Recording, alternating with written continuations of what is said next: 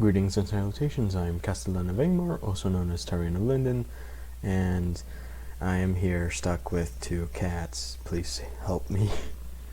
You're going to be hearing purring for the majority of the video, because I have one of them on my lap,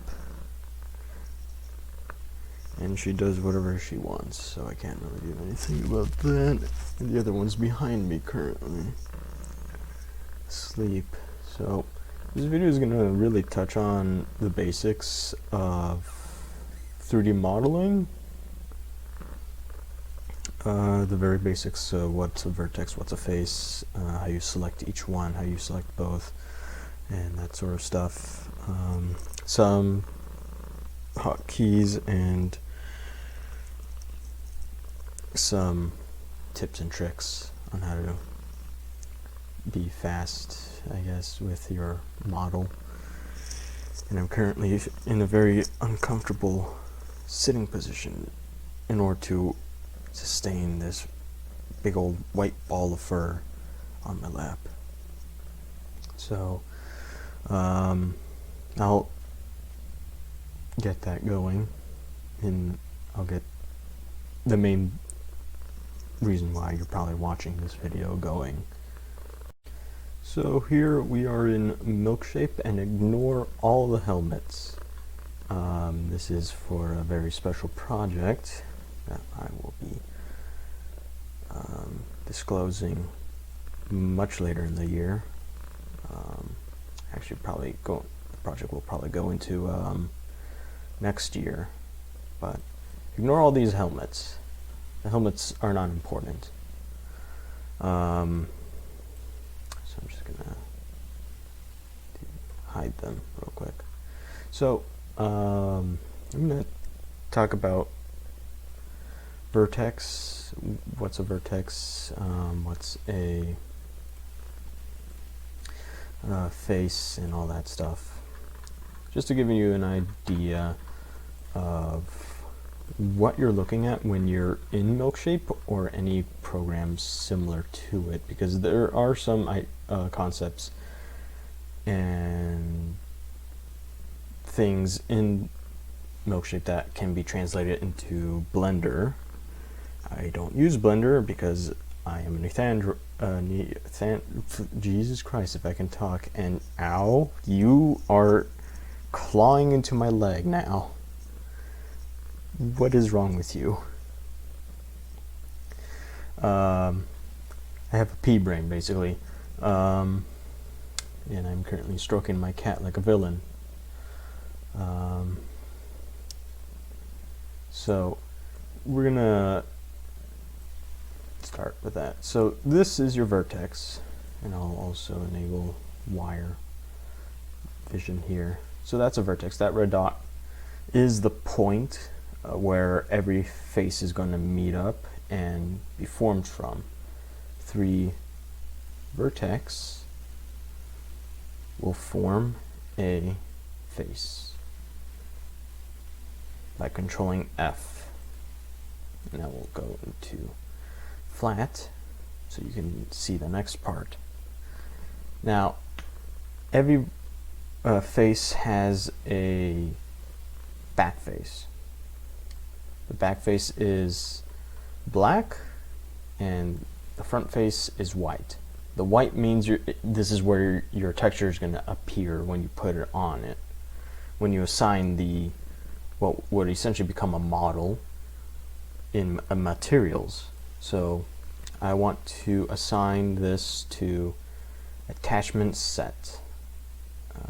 So you click it and then you click assign. Materials are assigned to selected groups only. So of course I can't make an assignment to this model because it's a created face, it's not a group. So you click regroup, hide, and then you can get rid of the vertex, the 3 vertex, or however many you use to make your set of faces, and then unhide it, select it, assign. Now it has a texture assigned to it, and you can see that in these brackets here. material is what mat stands for, attachments. So this is where it's getting the texture from. So if you right click, of course you can't see it because OBS doesn't like displaying it for some reason. When you right click on any of the viewpoints, so I have currently 3 viewpoints. I have the 3D, which is this one with the blue background. I have my front, and then I have my right projections. And if you right click, you get a massive assortment of things. Wireframe, flat shaded, smooth shaded, textured, which is how I change from these. So when you see these, you can easily check where's your front and where's your back by disabling the back face. It appears translucent because there's no texture there technically. It's the back of your texture, which has no back, so it's translucent. You can add a back as to say by duplicating your faces or model, and then you can control and you do that by selecting the model and then pressing Control D, which duplicates. And in order to make it have a back with a textured back, you Control Shift F, which reverses the direction of your face, essentially. And there we have the texture appearing on both sides of this model. So we're going to regroup it. And this is applicable for most models and for most programs. There might be some differences. I know in Blender doesn't have the limitation of vertex selection to make faces. In Milkshape, it has a limit of 3 points, essentially, make a face. Because that's the most basic way to create a face. I believe in Blender the minimum is either 3 or 4 points to make a face. Here's of course 3. And oh god, the devil has awakened. Don't you dare start doing that thing. Hey, no. Nope. Don't start doing that. You know I can't get up from this chair with this other creature next to me. This video is going to be so much harder than the other ones. So yeah. So those are some of the things about faces and vertexes, I suppose. The select tool, of course, has different settings. So you've got vertex. You can enable and disable ignore backface. So that means if it doesn't really work here. So if I, well, kind of does actually. So if I select in the front, it'll select one of the faces. It's going to select the one without where the back faces are facing, in a way, are facing. It's going to select the one that has the front face facing you. So as you can see with that, and you are slipping. How about you just rearrange yourself real quick? Let's get you this way so you don't slip and fall off my lap.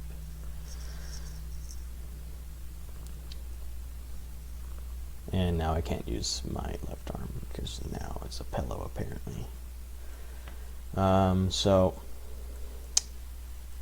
you can do that with the vertex, and oh boy, it would be so much easier if I could use my left arm.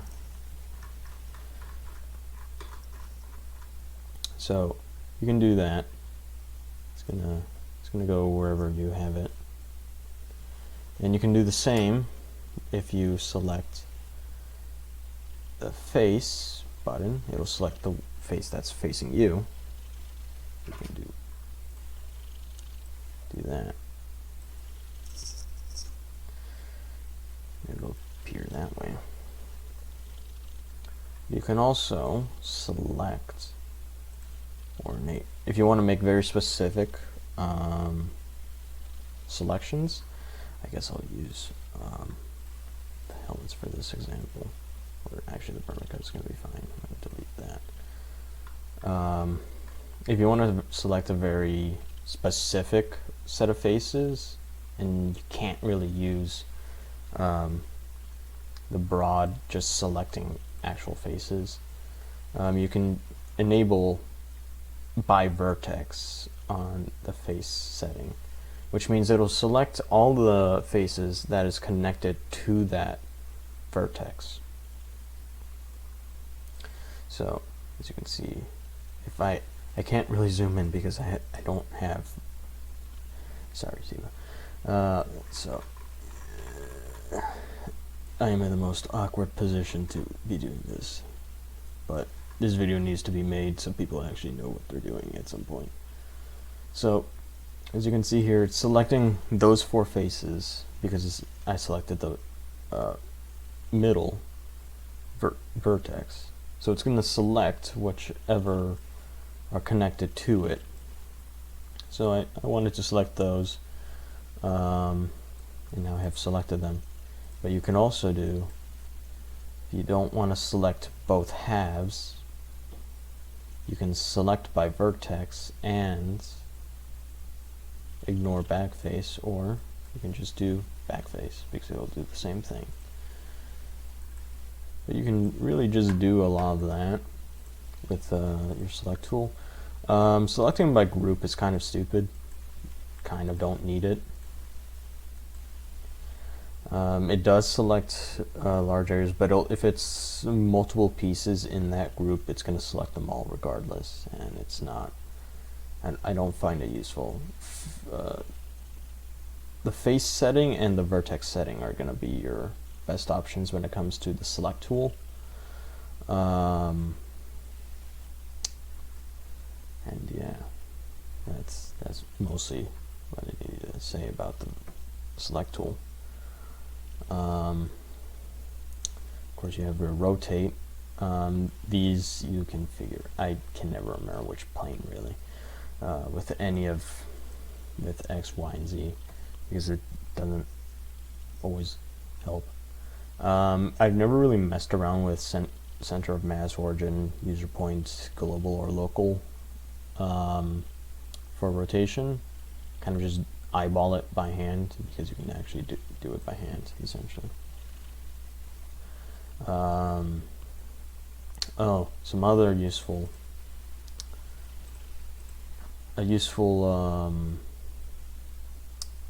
tool or a hotkey is select all. So that's Control A, and deselecting is Control Shift A, and that's how you select things.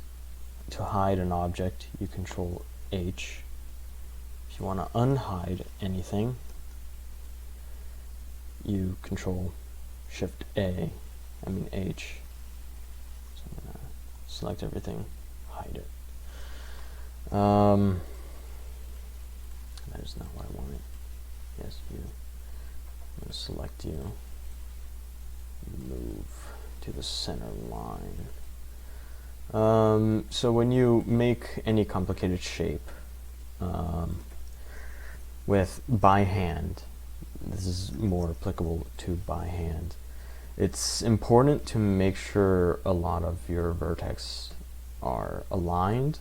So here, in this one, this singular face doesn't have a back because I'm too lazy. And it was for another thing entirely. So if you say it was all kinds of janky right here, so I'm going to move.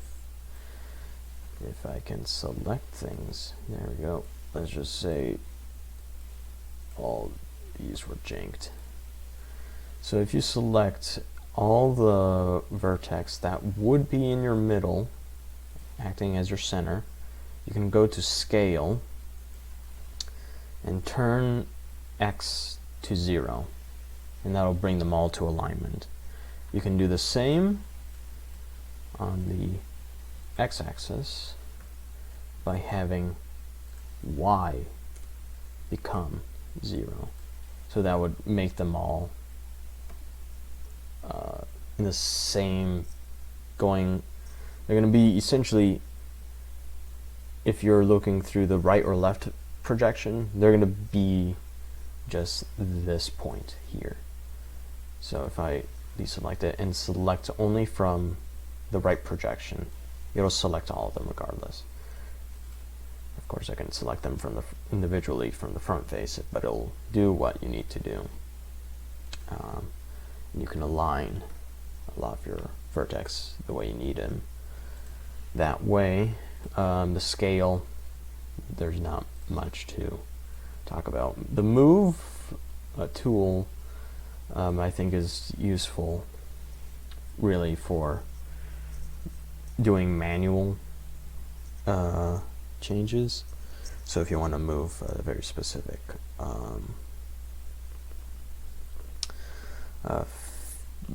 vertex, usually I think is better. You can really have a lot more influence on it, so you can get it further out if you need it, further back if you want it, and that's really it about it.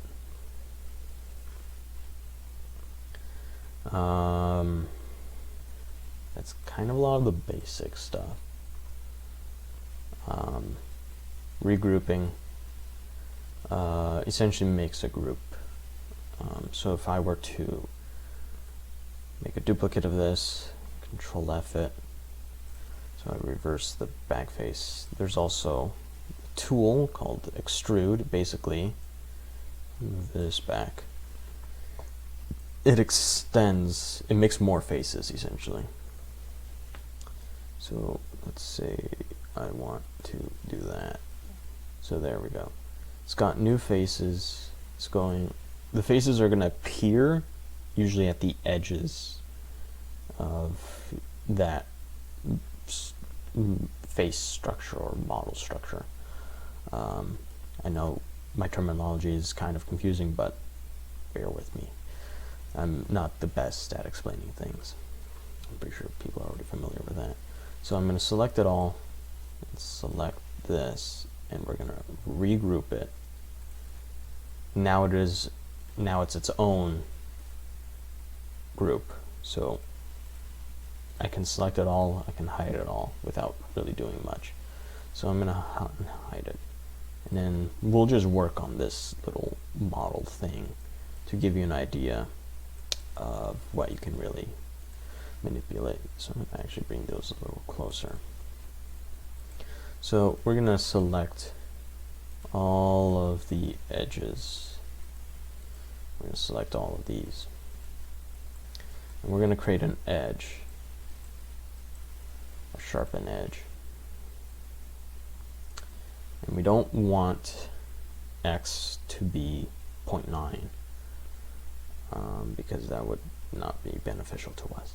So we're going to have Z become 0. So it's 0 now. And we want it all to be in the middle. So it's about right.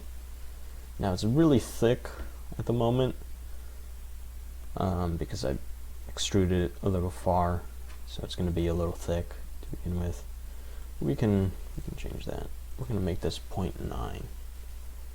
And we're going to thin it out a little, and I'm going to move this to be aligned with our center lines, so it's centered so things won't mess up. So it'll be easier to spot if any of the assets become displaced when we're moving them or shifting them around. So now we have that. I want this to be a little bit different. So I'm going to quickly do this. I'm going to make you flush. So there we go. And then I want to project it from the bottom. So I can, if I can see it, reset the view. There you go. You can hold shift with, if you hold down shift with your scroll wheel, you zoom in faster because this is how fast it is normally. So hold shift to zoom in faster, and hold control and left click to move your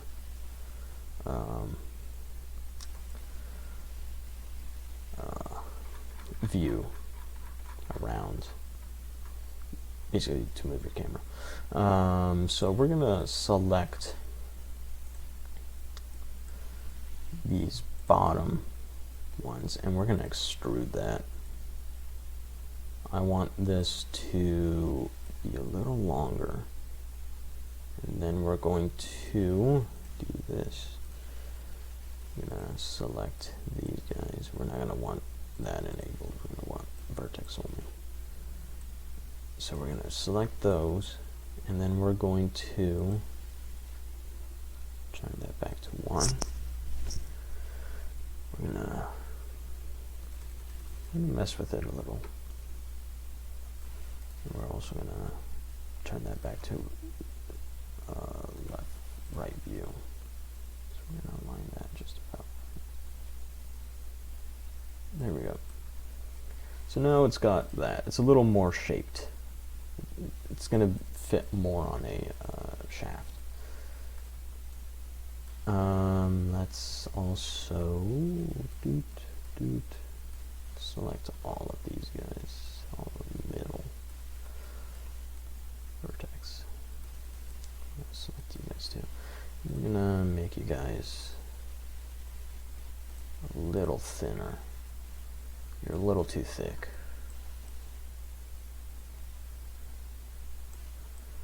There.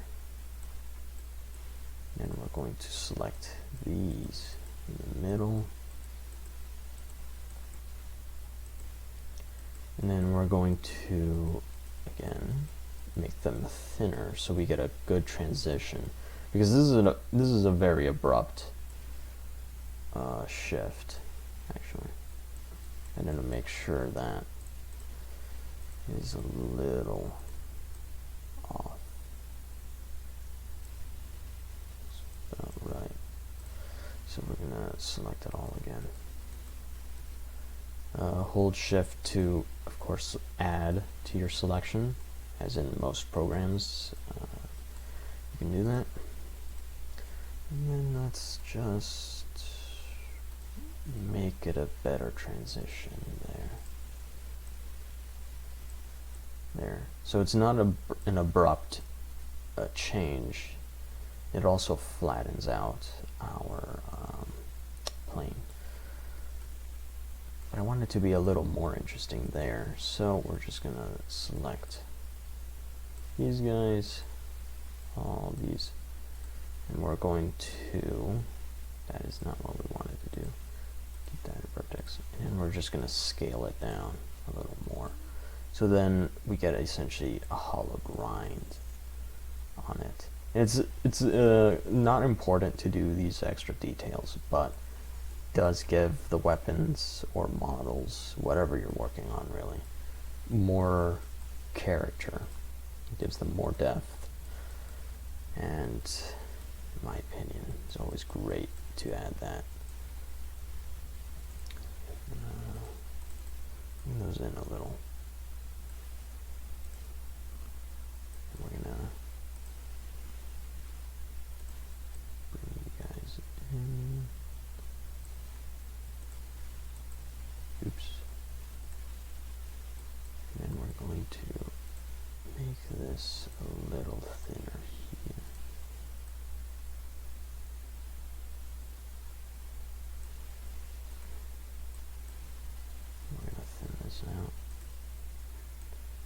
So now there's a little bit more of a transition there.